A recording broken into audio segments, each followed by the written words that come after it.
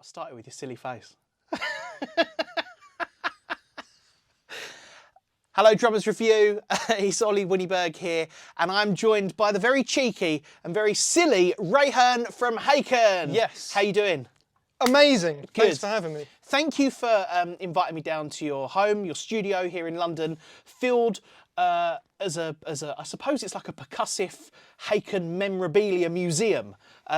There's drums galore here. Yeah. I came up with a name actually the other day. I'll see what you think of it, because there's lots of like pine in the background, pine wood, these shelves. I was thinking maybe Pinewood Studios? I like Pinewood. Yeah? Is that name taken or? It's not. It's very similar to a Grand Theft Auto game, but Pinewood. Pinewood Studios? Yeah, I like it. It's available? I'll take it.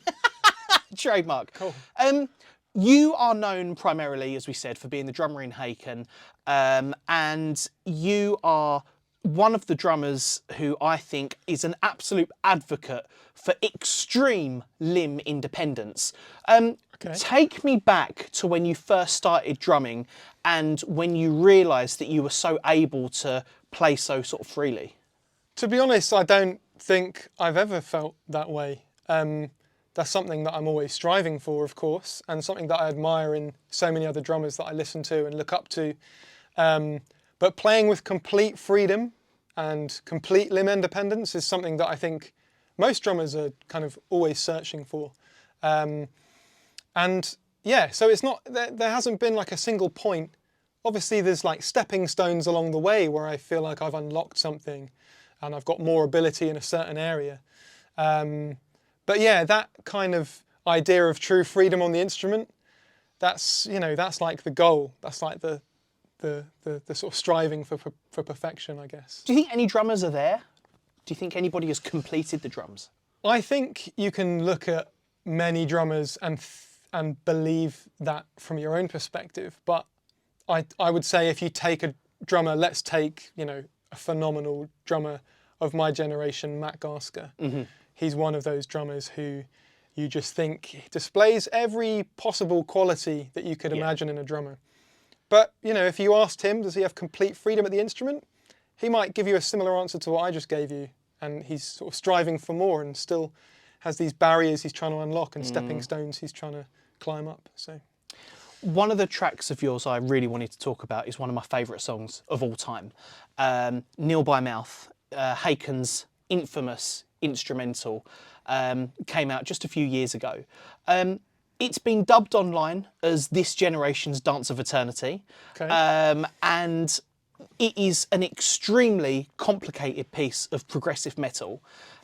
Allegedly, there are up to 51 time signature changes in that track. When you entered the studio to write that song, to record that song, did you go in there in the mindset that you wanted to create something that dipped in and out of lots of different time signatures, that was you know, a head nod to the music geeks such as myself?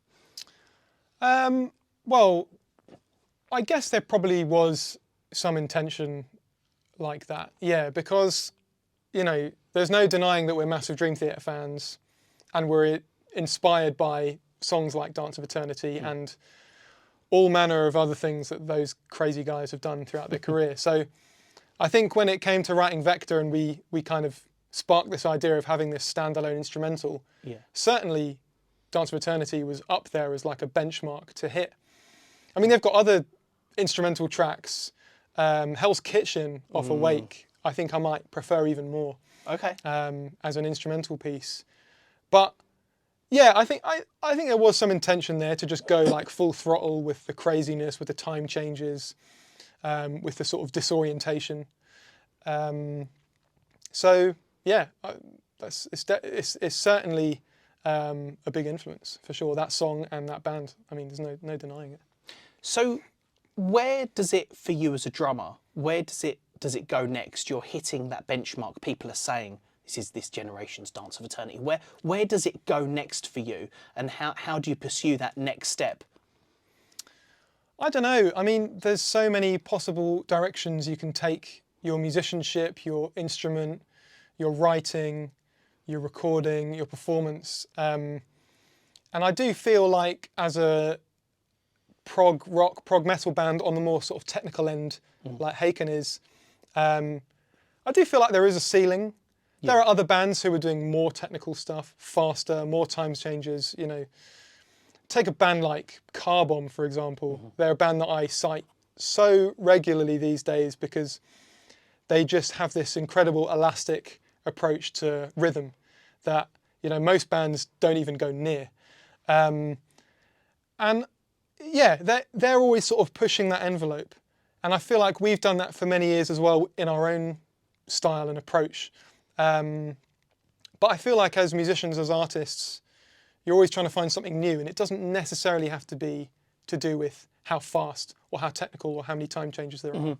I think with a lot of the music we're actually starting to write now, it's more to do with the production, the melody, the song the song as a sort of standalone piece, rather than trying to use it as a platform just to kind of present ourselves as these kind of virtuosic instrumentalists, which I think is one of the things that puts prog metal on the map, but can also be one of its many drawbacks. Well, not many drawbacks, but definitely one of the drawbacks, I guess, of that style of music is it often prioritizes like virtuosity over songmanship or melody. And it's a difficult balance to strike because you want to have fun and you want to play crazy stuff, but you've also got to write good music. So that's the balance that we're always trying to strike in Haken, I think. So outside of Haken, you're also a drum tutor and an educator. You've got numerous drum books out, and I know that you're seriously in demand as a teacher as well. Seriously in demand. It's true. What is a habit that new students bring to the table that you see quite a lot? For example, posture, stick control. You know, is there one bad habit that you see quite often, quite early on when lessons start with a new student? Yeah, I mean, a few things stand out and tend to be common between a lot of students. One that I always jump on with my students, and they'll be used to me telling them this, is get your left foot active. So often I'll come across a drummer. Most drummers, we just don't think about using our weakest limb that often because it doesn't seem to have as important a role to play as the rest of our limbs. So yeah, definitely getting the left foot more active, getting it more involved in grooves, in fills, not just as a timekeeping implement, but also using it in amongst different patterns, like as a chick or a splash. And then, I mean, there's so many just fundamental, basic things to do with drumming. Yeah, how you hold the stick, how you hit the drum, how you get a really good sound from the drum.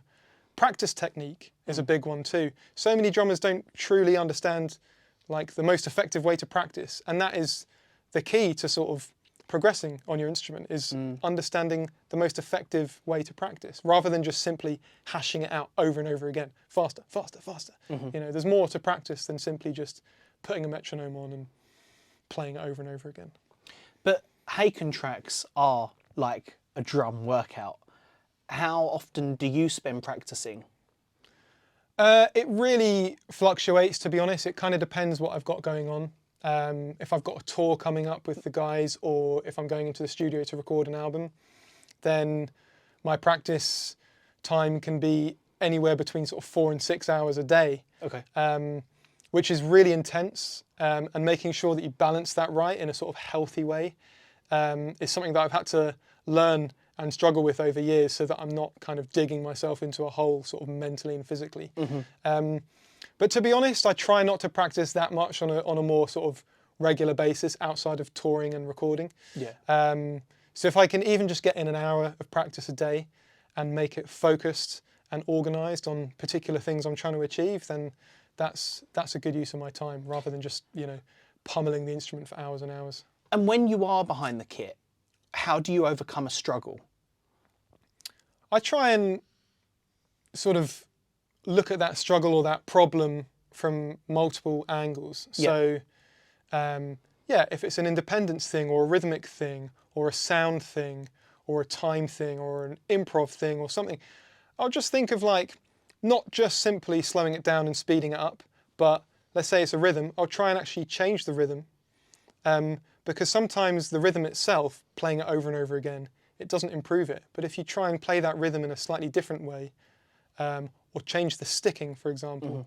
So trying to think of it in a more rounded approach rather than simply just hitting your head against a wall with the issue, I think is the key. And again, it comes back to good practice technique and understanding what it takes to actually overcome these issues as you're practicing. Definitely. Let's talk about your kit setup. Obviously, we're sat in front of this beautiful acrylic Natal kit. Yeah. I know that you're super excited that you've just released your brand new signature cymbals as well. Tell us about that. About the signature cymbals? Yeah, just tell me everything about this drum kit. Okay, yeah, well, there's a lot to tell, so let's nerd out. Well, we've got the red acrylic kit here, which I've just pulled out of storage, essentially. I haven't actually really played this for a good 2-3 years. And I was touring this kit when we released Vector. Yeah, so it's really such a great sounding kit. Believe it or not, a plastic kit sounds as good as it does when you tune it up right and play it in the right way. I mean, it's just, I love it. It's so fun to get back out and play. And then, yeah, the cymbals, Samson cymbals, again, I've been with for years and years, for pretty much as long as I've been with Natal. The signature range is a brand new release, which I'm so excited about. But actually, the prototype versions of the cymbals have been in use by me and maybe some other Samson artists for a number of years now. We've been sort of developing it slowly and perfecting it and sort of trying out different finishes and different size combinations to get the range of stack cymbals that we've got now.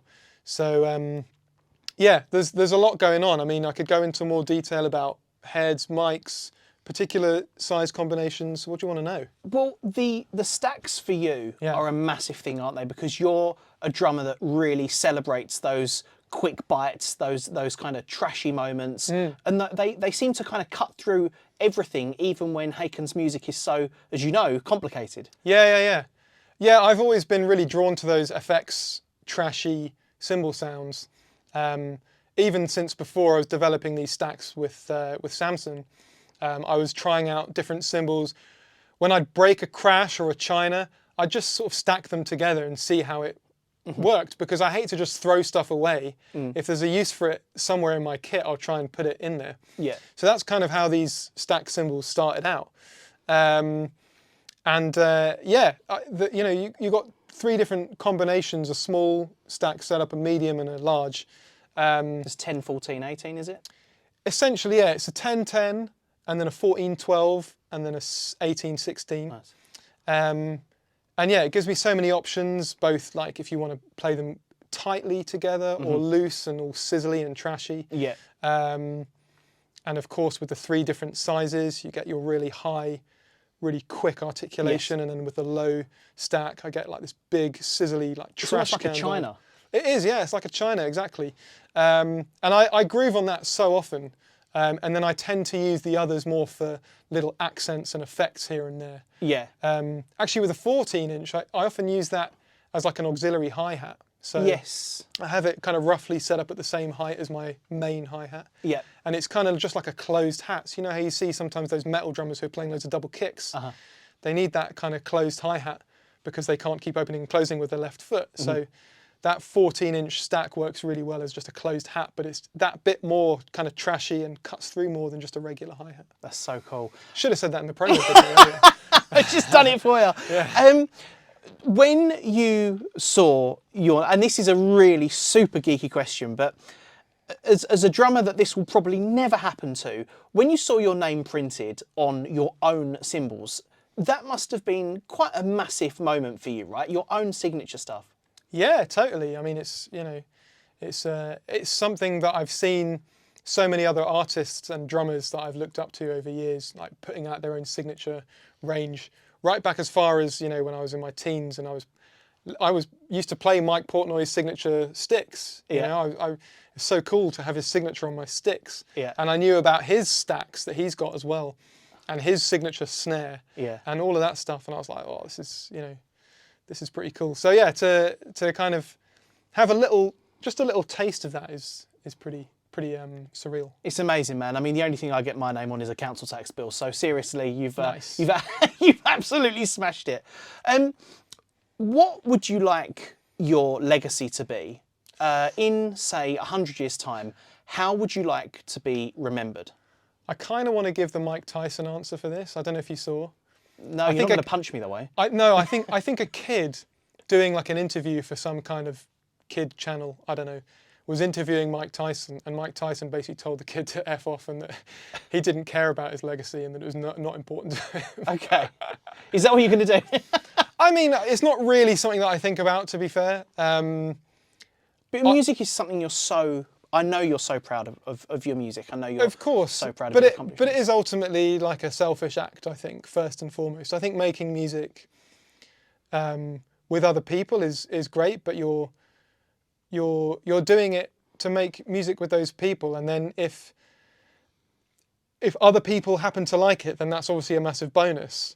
But first and foremost, you're making music purely just for the art of making music. You're playing drums because you just like to play drums. Yeah. I'm not thinking that much about what other people like or dislike about it. I'm just like, I'm just trying to do the best thing that I can do.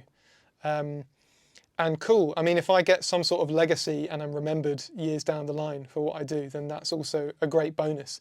But it's definitely not in the forefront of my mind when I'm making music, when I'm playing my instrument. I'm just trying to give the best performance that I can for myself. And, I guess now that years down the line, Haken has developed a big audience, I am trying to give the audience, obviously, like as good a show as I can. I'm thinking of the audience, but I'm kind of thinking of them just in that moment. I'm not thinking of what they're going to think years down the line. I just want to have a good time. Give them the best thing, have a good time, and that's it. Yeah. Haken live shows, if you haven't seen Haken, it is all energy. If you like odd time signatures, loads of energy, loads of fun, I would encourage you to go and check out Haken at their next live shows. What would your advice be for aspiring drummers? Because before you answer that, it borderline annoys me how humble you are, because you're one of the greatest drummers on the planet, in my opinion. I think you're so super talented, and when you do these shows, when you release these albums, when you do these drumming videos, you're inspiring so many young drummers, and I would love to know what your advice would be for them. Drum lessons are available at rayhearne.com. Drum lessons are indeed available at rayhearne.com. That's my advice. My advice to you is get lesson with me. No, but I feel like you've asked me this in a previous interview before, by the way. I might have done. And I want to see if I give the same answer or a different answer. But I think, I'm not sure if I gave this answer before, but a big part of developing as a musician, whether you're a drummer or whatever it may be, is just to explore, to explore with your ears. Yes, explore the instrument too, but make sure that you really listen both to what you're doing on the instrument, but also explore the world of music. Listen to lots of different artists, lots of different styles. Appreciate the musicality, the composition, the production, the kind of history and the context of the music. You know, there's infinite music available, basically. You can't listen to all of it, but the more you find and the more you explore, the more you're kind of adding to your musical arsenal, and that will, in turn, have a great benefit on your instrumental ability as a drummer. Yes, yeah, and lots of people don't know you've got a huge background in jazz, in classical music. Definitely in classical. I mean, I listen probably to more jazz music than anything else, and probably go to more jazz concerts than anything else. Yeah. I wouldn't say I'm particularly proficient as a jazz musician. That's something that I've always aspired or kind of dreamed of being, to be fair. But no, I think, yeah, having like a broad background and kind of context for where you sit as a musician, I think is really important. I've taught people before and given them this advice before. And like, you know, of course, a lot of the people that I teach, they're also into prog, they're into bands like Dream Theater. And I ask them, you know, do you ever listen to the charts? Or do you ever listen to jazz, or have you? Or what's even worse, I was teaching some people recently, and I asked a few of them how often they actually go to concerts. Yeah. And they said, I don't know, once or twice a year. And I was just like, you're playing music, you're serious about it. In some cases, you're actually a professional, and you don't even go and appreciate live music in person. Especially if you live in a city like London, or you know, in a place that has a bustling music scene, you've got to go and actually experience live music. I find, you know, last week I went to 3 concerts. I think that's not a regular week for me, but I do go to quite a few concerts wherever I can, because it kind of broadens my horizons and just gives me so many new ideas for where I can take my own musicianship. Definitely. Yeah. Ray, thank you for having us in your beautiful studio. Pinewood Studios. Pinewood Studios. It's been amazing to hang out with you and to film some other bits with you as well. It's been a lot of fun, and I wish you and Haken all the best for the future. Thanks, mate. Fuck yeah.